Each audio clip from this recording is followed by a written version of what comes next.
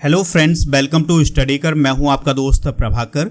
आज के इस लेक्चर में हम डिस्कस करेंगे 26 जून 2023 से related most important current affairs के क्वेश्चन।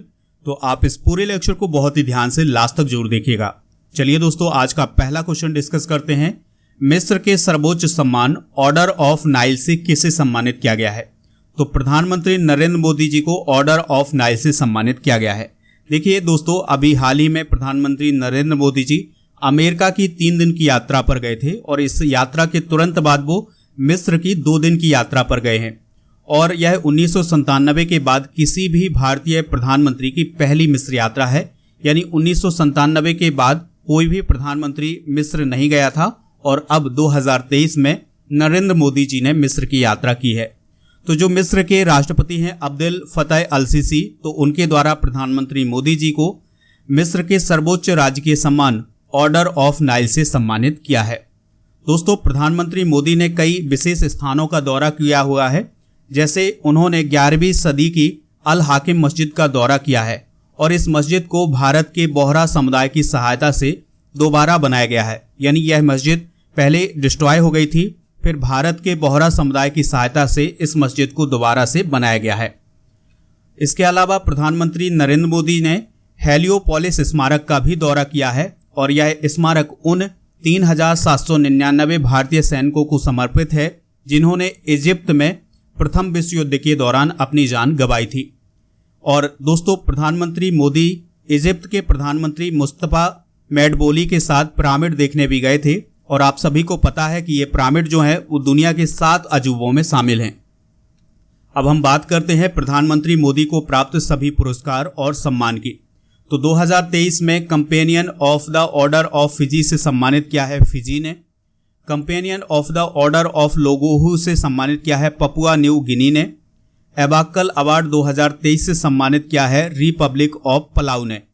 इसके अलावा ऑर्डर ऑफ अब्दुल अजीज अल सौद पुरस्कार से सम्मानित किया था 2016 में सऊदी अरब ने। अमीर अमानुल्लाह खान पुरस्कार 2016 दिया गया था अफगानिस्तान के द्वारा। सियोल शांति पुरस्कार मिला था 2018 में दक्षिण कोरिया के द्वारा। ग्लोबल गोल कीपर अवार्ड मिला था 2019 में Bill and Melinda Gates foundation के द्वारा। The king Hamad order of the renaissance 2019 प्राप्त हुआ था बहरीन के द्वारा। ऑर्डर ऑफ जायद अवार्ड 2019 प्राप्त हुआ था यूएई के द्वारा। और सेंट एंड्रयूज द अपास्टल अवार्ड मिला था 2019 में रूस के द्वारा। फिलिप कोटलर अवार्ड 2019 प्राप्त हुआ था क्लॉग स्कूल ऑफ मैनेजमेंट के द्वारा। रूल ऑफ निशान इज्जुद्दीन अवार्ड मिला था 2019 में मालदीव के द्वारा। लीजन ऑफ मेरिट अवार्ड मिला था 2020 में अमेरिका के द्वारा। और नगदग पेलजी खोरलो अवार्ड मिला था 2021 में भूटान के द्वारा। और ग्रैंड कॉलर पुरस्कार 2018 प्राप्त हुआ था फिलिस्तीन के द्वारा। इसके अलावा champion of the earth award 2018 मिला था यूनाइटेड नेशन के द्वारा। दोस्तों, आप इस पूरे लेक्चर को बहुत ही ध्यान से लास्ट तक देखिएगा। लास्ट में आपसे एक क्वेश्चन पूछा जाएगा जिसका आंसर आपको कमेंट बॉक्स में देना है। अगर आप चैनल पर पहली बार आए हैं तो सब्सक्राइब कर लें, बेल आइकॉन भी दबा लें जिससे आपको समय पर सबसे पहले नोटिफिकेशन मिल सकेगा। अगर आपको इसका पीडीएफ चाहिए तो पीडीएफ मिलेगा टेलीग्राम चैनल पर। टेलीग्राम पर जाइए, आप स्टडी कर ऑफिशियल सर्च करेंगे तो चैनल मिल जाएगा और ज्वाइन करेंगे तो आपको पीडीएफ भी मिल जाएगा। दोस्तों, ये जो पीडीएफ है वो ऐप पर भी उपलब्ध है। ऐप का लिंक डिस्क्रिप्शन बॉक्स में दिया गया है, तो वहां से आप सबसे पहले ऐप डाउनलोड करें, फिर इसके बाद आप पीडीएफ डाउनलोड कर सकते हैं। अगर आपको ये लेक्चर पसंद आता है तो आप इसे लाइक करें, शेयर करें सभी दोस्तों को सभी सोशल मीडिया प्लेटफॉर्म पर। चलिए अगला प्रश्न डिस्कस करते हैं। बलिदान स्तंभ की आधारशिला कहाँ रखी गई है? तो अभी हाल ही में श्रीनगर में बलिदान स्तंभ की आधारशिला रखी गई है। किसने इसकी आधारशिला रखी है? तो केंद्रीय गृह मंत्री अमित शाह ने जम्मू कश्मीर के श्रीनगर में बलिदान स्तंभ की आधारशिला रखी है। और दोस्तों, इस स्तंभ को बनाने का उद्देश्य क्या है? तो इसका उद्देश्य है हमारे देश के लिए जिन सैनिकों ने अपना बलिदान दिया है उनका सम्मान करना। और यह जो बलिदान स्तंभ बनाया जा रहा है ये श्रीनगर स्मार्ट सिटी परियोजना के एक पार्ट के रूप में बनाया जा रहा है। बात आई है यहाँ पर जम्मू कश्मीर की। तो दोस्तों, 31 अगस्त 2019 को जम्मू और कश्मीर और लद्दाख को केंद्र शासित प्रदेश घोषित किया गया था। और जम्मू कश्मीर की 2 राजधानियां हैं, श्रीनगर और जम्मू, और लेफ्टिनेंट गवर्नर हैं जम्मू कश्मीर के मनोज सिन्हा। अगला प्रश्न है, कूटनीति में अंतर्राष्ट्रीय महिला दिवस कब मनाया जाता है? आंसर हो जाएगा इसका 24 जून को। दोस्तों यहाँ पर जो भी ऑप्शन है इनमें भी दिवस मनाए जाते हैं, तो आप कमेंट बॉक्स में बताइएगा कि 21 जून को कौन सा दिवस, 22 जून को कौन सा दिवस और 23 जून को कौन सा दिवस मनाया जाता है। तो इसका आंसर आप कमेंट बॉक्स में जरूर बताइएगा, क्योंकि कल हमने इसका रिवीजन भी किया हुआ था। दोस्तों बात करते हैं कूटनीति में अंतर्राष्ट्रीय महिला दिवस की। तो यह दिवस क्यों मनाया जाता है? तो हमारी डिप्लोमेसी में महिलाएं किस प्रकार से अपनी भूमिका निभा सकती हैं, इसके लिए यह दिवस मनाया जाता है। 2023 की थीम याद रखिएगा, breaking barriers shaping the future women in diplomacy for sustainable development. तो ये थीम बहुत ही इंपॉर्टेंट है, आप इसे नोट कर लीजिएगा। अगला प्रश्न है, अलीबाबा के नए चेयरमैन कौन बने हैं? आंसर हो जाएगा इसका जोसेफ तसाई। तो जोसेफ तसाई जो हैं वो अलीबाबा के नए चेयरमैन बने हैं। अब बात आती है कि ये अलीबाबा है क्या।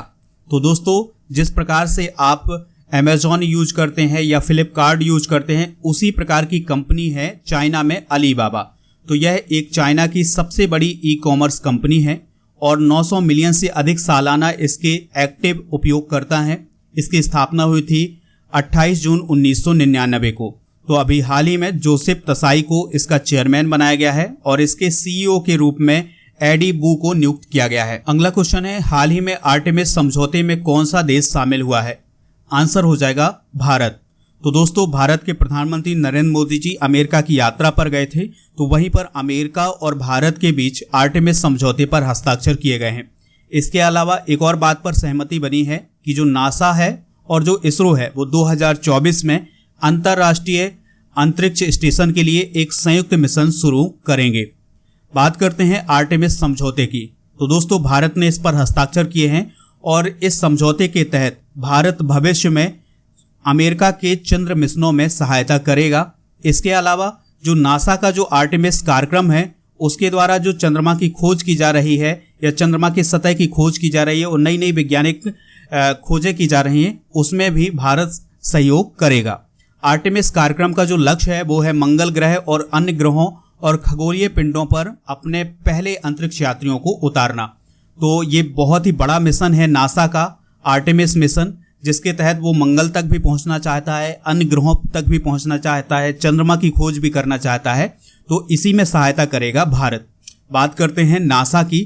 तो नासा जो है अमेरिका की अंतरिक्ष एजेंसी है और इसका फुल फॉर्म होता है national aeronautics and space administration, जिसकी स्थापना 1958 में हुई थी।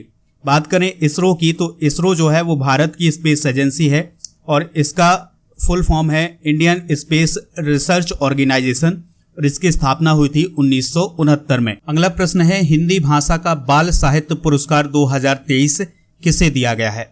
आंसर हो जाएगा इसका सूर्यनाथ सिंह को। दोस्तों अब सवाल आता है कि ये बाल साहित्य पुरस्कार किसने प्रदान किया है? तो ये प्रदान किया है साहित्य अकादमी ने।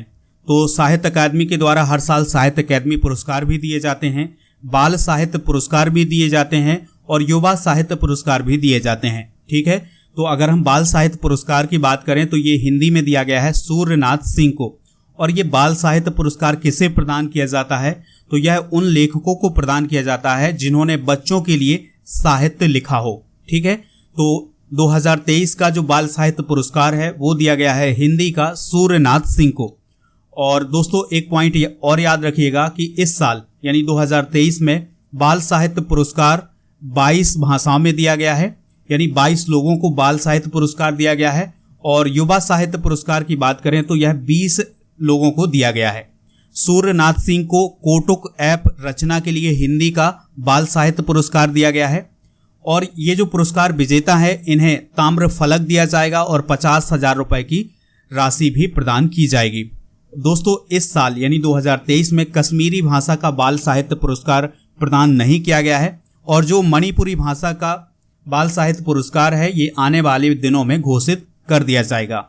अगर हम प्रमुख बाल साहित्य पुरस्कार विजेताओं की बात करें तो अंग्रेजी में सुधा मूर्ति को बाल साहित्य पुरस्कार दिया गया है उनकी रचना grandparents bag of stories के लिए। इसके अलावा पंजाबी में गुरमीत कड़ी आलवी को दिया गया है उनकी रचना सची दी कहानी के लिए। उर्दू में मतीन अचालपुरी को दिया गया है उनकी रचना ममता की डोर के लिए। और मराठी में एकनाथ अब्बाड़ को दिया गया है छंद देई आनंद के लिए। ठीक है, अब हम बात करते हैं युवा साहित्य पुरस्कार की। तो दोस्तों युवा साहित्य पुरस्कार जो है ये युवा लेखकों को दिया जाता है। तो हिंदी का अतुल कुमार राय को दिया गया है उनकी रचना चांदपुर की चंदा के लिए। और अंग्रेजी का दिया गया है अनिरुद्ध कानी सेठी के लिए उनकी रचना लॉर्ड्स ऑफ द डेक्कन के लिए। और पंजाबी का दिया गया है संदीप को चित्त द जुग राफिया के लिए। उर्दू का दिया गया है दोस्तों तौसीन बरेलवी को जहन जाद के लिए। तो दोस्तों ये कुछ प्रमुख पुरस्कार हैं, साहित्य पुरस्कार हैं, इन्हें आप नोट जरूर करिएगा। अगला क्वेश्चन है 8वें वैश्विक औसत गुणवत्ता सम्मेलन 2023 का आयोजन कहाँ किया गया है? तो ये किया गया है मुंबई में। तो महाराष्ट्र की जो कैपिटल है मुंबई, वहां पर 8वें वैश्विक औसत गुणवत्ता सम्मेलन का आयोजन किया गया है। और इस सम्मेलन का उद्देश्य क्या था? तो दोस्तों इस सम्मेलन का उद्देश्य था भारत में दवा निर्माण को नया रूप किस प्रकार से दिया जाए, तो इस पर चर्चा की गई है। और इस सम्मेलन में भारत के जो स्वास्थ्य और परिवार कल्याण मंत्री हैं डॉक्टर मनसुख मंडाविया जी, तो वो भी इसमें शामिल हुए थे। और उन्होंने एक बहुत ही इंटरेस्टिंग जानकारी दी है। उन्होंने ये कहा है कि कोविड के दौरान भारत ने न केवल अपने लिए टीके बनाए हैं बल्कि 150 अन्य देशों को भी टीके उपलब्ध कराए हैं। तो ये आंकड़ा भी आप नोट कर सकते हैं। अगला क्वेश्चन है किस संस्थान में क्लाउड सीडिंग का सफलतापूर्वक परीक्षण किया गया है? तो अभी हाल ही में IIT कानपुर में क्लाउड सीडिंग का सफलतापूर्वक परीक्षण किया गया है। अब ये क्लाउड सीडिंग क्या है? तो कृत्रिम रूप से वर्षा करवाना। देखिए दोस्तों ऊपर से पानी नहीं गिराया जाता है इस कृत्रिम वर्षा में। क्या किया जाता है कि वातावरण में कुछ ऐसे पदार्थ, कुछ ऐसे एलिमेंट घोल दिए जाते हैं जिससे वर्षा होने की संभावना बढ़ जाती है। तो इसे ही बोला जाता है क्लाउड सीडिंग। तो दोस्तों IIT कानपुर के जो प्रोफेसर हैं मनेंद्र अग्रवाल, उनके द्वारा में ये प्रोजेक्ट चलाया जा रहा है क्लाउड सीडिंग का। तो इसका अभी हाल ही में सफलतापूर्वक परीक्षण किया गया है। क्लाउड सीडिंग में वर्षा की संभावना में सुधार के लिए सिल्वर आयोडाइड, सूखी बर्फ, सामान्य नमक और अन्य तत्वों जैसे रासायनिक एजेंटों का उपयोग करके वर्षा की संभावना को बढ़ाया जाता है। अगला क्वेश्चन है दिल्ली विद्युत नियामक आयोग का अध्यक्ष किसे नियुक्त किया गया है? तो दोस्तों अभी हाल ही में उमेश कुमार को दिल्ली विद्युत नियामक आयोग का अध्यक्ष नियुक्त किया गया है। अब हम बात करते हैं हाल ही में की गई नियुक्तियों की। तो IPS ऑफिसर रवि सिन्हा को अभी हाल ही में रॉ का चीफ बनाया गया है। गोपी चंद हिंदुजा जो हैं वो हिंदुजा समूह के अध्यक्ष बने हैं। रिलायंस तीरा ने सुहाना खान, कियारा आडवाणी और करीना कपूर खान को अपना ब्रांड एम्बेसडर बनाया है।